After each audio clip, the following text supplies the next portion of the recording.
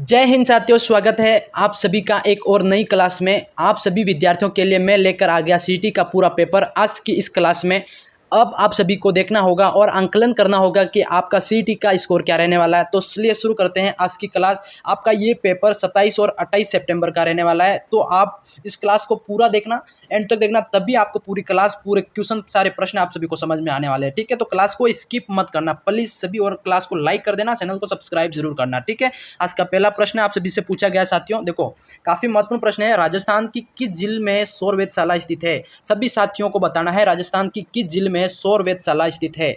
आपके सामने आपका पहला प्रश्न ये पूछा गया है। तो बहुत ही गजब का, बहुत ही सरल प्रश्न है। ये सभी को आंसर करेक्ट देना है, गलत आंसर कोई नहीं देगा। ये आपका पूछा गया है फतेह सागर झील उदयपुर, बी आपका सांबर झील जयपुर, और सी आपका जयसमंद झील उदयपुर, और डी आपका पूछा गया है राजसमंद झील राजसमंद के अंदर। तो साथियों, राजस्थान की किस जिले में सौर वेधशाला स्थित है? आप सभी का क्या आंसर करेक्ट हो रहा है कमेंट सेक्शन में जरूर आंसर बताना। देखो, इसमें आप सभी का हो जाएगा ए ऑप्शन करेक्ट हो जाएगा। ए वाले सभी करेक्ट करेंगे। फतेह सागर जिले के अंदर सौर वेधशाला स्थित है। समझ गए? आ गया, उदयपुर के अंदर है ये। अब बढ़ते हैं प्रश्न 2 की तरफ साथियों। सभी से पूछा गया है, काफी महत्वपूर्ण प्रश्न है। ये पूछा गया आप सभी से कि राज्य की सर्वाधिक ऊंचाई पर स्थित झील कौन सी है? राजस्थान के अंदर सबसे ऊंचाई पर स्थित झील कौन सी है? ए आपकी नक्की झील, बी उदय सागर, सी सिलीसेड, और डी है पुष्कर झील। साथियों, सबसे ऊंचाई की बात करें तो वो झील हो जाएगी आपकी नक्की झील, जो कि सिरोही जिले के अंदर स्थित है। ठीक है, आप सभी का इसमें क्या हो जाएगा? ए ऑप्शन करेक्ट हो जाएगा। अब बढ़ते हैं प्रश्न 3 की तरफ। सभी से पूछा गया है, काफी महत्वपूर्ण प्रश्न है कि कपिल मुनि का आश्रम किस झील के पास स्थित है? कपिल मुनि काफी प्रसिद्ध ऋषि है। इनका आश्रम किस झील के पास स्थित है? तो ए बालसमंद, बी आपका कोलायत, सी सिलीसेड, और डी नक्की झील। साथियों, कौन सा करेक्ट हो जाएगा? बी ऑप्शन वाले सारे करेक्ट हो जाएंगे।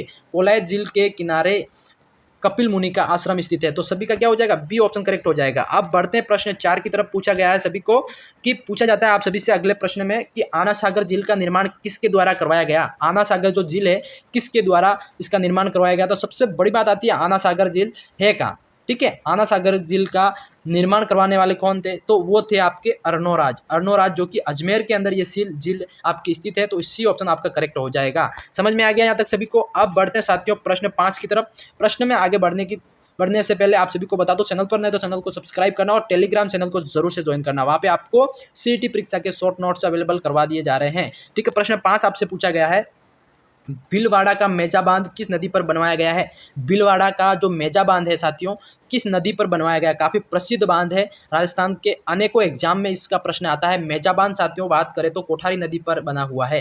कोठारी नदी, आपका सी करेक्ट हो जाएगा। कोठारी नदी पर मेजा बांध निर्मित है। समझ में आ गया सभी को? प्रश्न 6 की तरफ बढ़ते हैं। प्रश्न 6 आपसे पूछा गया है कि राज्य के किस नदी का बहाव क्षेत्र, देखो राज्य की ऐसी कौन सी नदी है जिसका बहाव क्षेत्र, देखो तोरावाटी है। तोरावाटी मतलब देखो अलग अलग होता है ना, किसी का सर्पिलाकार होता है तो अलग अलग तरीके से नदियां बहती है। तो बहाव क्षेत्र तोरावाटी है। तो साथियों, वो नदी हो जाएगी आपकी कांतली नदी। कांतली नदी आपका ए करेक्ट हो जाएगा। समझ में आ गया सभी को? कांतली नदी का बहाव क्षेत्र कैसा है? तोरावाटी। ठीक है, ये आपको नोट करके रखना है, एग्जाम में पूछा जाएगा। अब प्रश्न 7 का पूछा गया है, 12 जिले के शेरगढ़ अभ्यारण्य में कौन सी नदी बहती है? काफी महत्वपूर्ण प्रश्न है कि 12 जिला है जिसके अंदर जो शेरगढ़ अभ्यारण्य है साथियों, शेरगढ़ अभ्यारण्य, इसमें कौन सी नदी मतलब यूं बहती है? ठीक है, तो वो नदी का नाम बताना। तो वो नदी हो जाएगी आपकी सी, परवन नदी। मतलब परवन नदी आपका सी ऑप्शन करेक्ट हो जाएगा। समझ में आ गया सभी को? अब बढ़ते हैं प्रश्न 8 की तरफ साथियों। सभी से पूछा जाता है, काफी महत्वपूर्ण प्रश्न है कि जो बेणेश्वर नामक स्थान पर जो त्रिवेणी संगम होता है, जहाँ प्रतिवर्ष बेणेश्वर मेले का आयोजन करवाया जाता है। देखो, सभी को समझ में आ गया कि प्रतिवर्ष बेणेश्वर मेले का आयोजन कहाँ होता है? ठीक है, और बेणेश्वर नामक स्थान पर क्या होता है? त्रिवेणी संगम होता है। कौन कौन सी नदियों का होता है? वो 3 नदियों का नाम बताना है। तो साथियों, 3 नदियों की बात करें तो सोम, जाखम, माही आपका डी इसमें करेक्ट हो जाएगा सभी का। ठीक है, सोम, जाखम, माही, ये 3 नदियों का वहाँ पे त्रिवेणी संगम है, और उसी संगम के ऊपर ये मेला लगता है। अब बढ़ते हैं प्रश्न 9 की तरफ साथियों। काफी महत्वपूर्ण प्रश्न है, सभी से पूछा जाता है कि प्रश्न है आपका कि वह झील जिसके किनारे सम्राट जहांगीर ने दौलतबाग और शाहजहां ने बारहदरी का निर्माण करवाया था, साथियों वो कौन सी जगह है? मतलब वो पूछा गया आप सभी से। ठीक है, वह झील जिसके किनारे सम्राट, जो उस टाइम सम्राट थे जहांगीर, और उन्होंने दौलतबाग का निर्माण करवाया, और शाहजहां उस समय थे, शाहजहां के समय उन्होंने बारहदरी का निर्माण करवाया था। तो वो झील कौन सी हो जाएगी? देखो ऑप्शन है आपके सामने। ऑप्शन आपसे पूछे गए हैं, ए फाय सागर, बी आना सागर, सी आपका जयसमंद, और डी आपका सिलीसेट। तो साथियों, आना सागर झील आपका बी करेक्ट हो जाएगा। ठीक है, आना सागर झील, ठीक है, ये करेक्ट हो जाएगा। अब बढ़ते हैं प्रश्न 10 की तरफ, सभी से पूछा जाता है, ध्यान से पढ़ेंगे, प्रश्न को गलत नहीं करेंगे।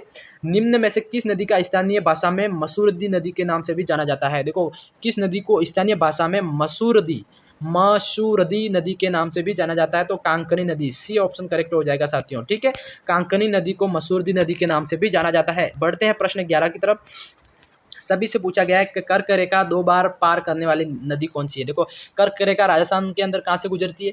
डूंगरपुर बांसवाड़ा वाला क्षेत्र हो गया ना, सबसे नीचे वाला, तो वहीं एक नदी बहती है कर्क रेखा को जो 2 बार पार करती है साथियों, वो है आपकी माही नदी।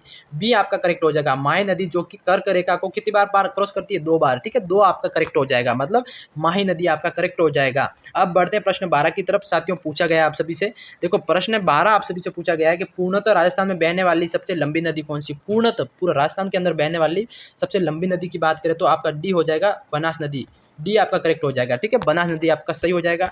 बढ़ते हैं प्रश्न 13 की तरफ, पूछा गया साथियों आपसे कि जो कौन सी नदी डूंगरपुर और बांसवाड़ा जिलों के समीप सीमा बनाती हुई बहती है? देखो, बहुत ही अच्छा प्रश्न है, सीईटी एग्जाम के अंदर 100% पूछा जा सकता है कि डूंगरपुर और बांसवाड़ा जिलों के मध्य के बीच में जो सीमा बनाती हुई नदी है वो कौन सी नदी है? मतलब वो पूछा कौन सी नदी डूंगरपुर और बांसवाड़ा जिले के बीच सीमा बनाती हुई बहती है, तो वो आपकी हो जाएगी दोस्तों माही नदी। देखो, ये नदी काफ़ी प्रसिद्ध नदी है, बी आपका करेक्ट हो जाएगा। अब बढ़ते हैं प्रश्न 14 की तरफ, पूछा गया आप सभी से, क्या पूछा है? देखो, राजस्थान में नदियों के त्रिवेणी संगम, राजस्थान के अंदर जो नदियों का त्रिवेणी संगम है, एक डूंगरपुर में है तो दूसरा कहाँ है? देखो, ये काफ़ी महत्वपूर्ण प्रश्न है, इस तरह के घुमा फिरा के प्रश्न पूछे जाएंगे।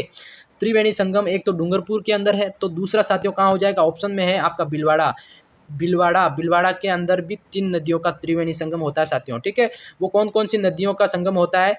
एक नदी होती है, 2 और इसी तरह 3 नदियों का संगम होता है। तो इसका आंसर आप सभी को आता है तो कमेंट सेक्शन में जरूर बताना, नहीं तो मैं इसका आंसर आपके लिए छोड़ रहा हूँ, मैं अगली क्लास के अंदर इसका विश्लेषण जरूर करूंगा। ठीक है, बढ़ते हैं प्रश्न 15 की तरफ, पूछा गया है आप सभी से, पूछा गया है आपसे कि राजस्थान में सबसे बड़ा जल ग्रहण क्षेत्र निम्नलिखित में से किस नदी का है? सबसे ज़्यादा जल ग्रहण कौन सी नदी करती है, मतलब सबसे ज़्यादा पानी किस नदी के अंदर आता है? तो वो बनास नदी हो जाएगी साथियों, बनास नदी। बी आपका ऑप्शन करेक्ट हो जाएगा, बी ऑप्शन आपका करेक्ट हो जाएगा, बनास नदी के अंदर सबसे बड़ा जल ग्रहण क्षेत्र बनता है।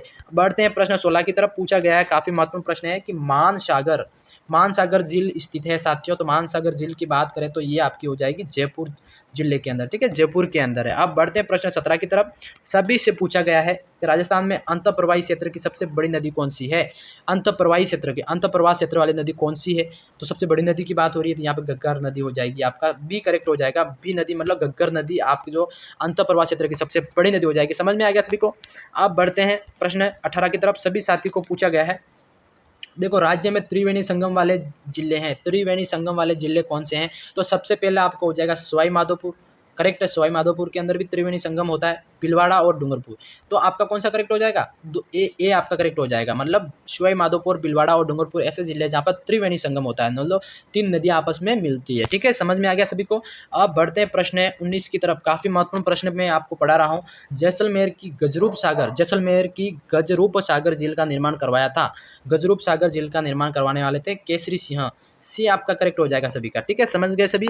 अब बढ़ते हैं प्रश्न 20 की तरफ साथियों, प्रश्न 20 आपसे पूछा गया है, ध्यान से पढ़ेंगे सभी। पूछा जाता है कि राजस्थान की वह झील जहाँ सर्दियों में राजहंस ये पक्षी है, फ्लेमिंगोज की बड़ी संख्या में आते हैं। देखो, सर्दियों के अंदर राजहंस आते हैं तो वो सांबर लेक हो जाएगा, सांबर लेक आपका ए करेक्ट हो जाएगा, वहाँ पर राजहंस के जोड़े आते हैं। ठीक है, प्रश्न 20 आप सभी के लिए लेके आया। कैसा लगा ये क्लास आप सभी को जरूर बताना कमेंट सेक्शन के अंदर। अगर पसंद आया तो चैनल को सब्सक्राइब जरूर करना और वीडियो को लाइक कमेंट शेयर करना। मैं मिलता हूँ किसी नेक्स्ट वीडियो में, तब तक के लिए जय हिंद, जय भारत साथियों।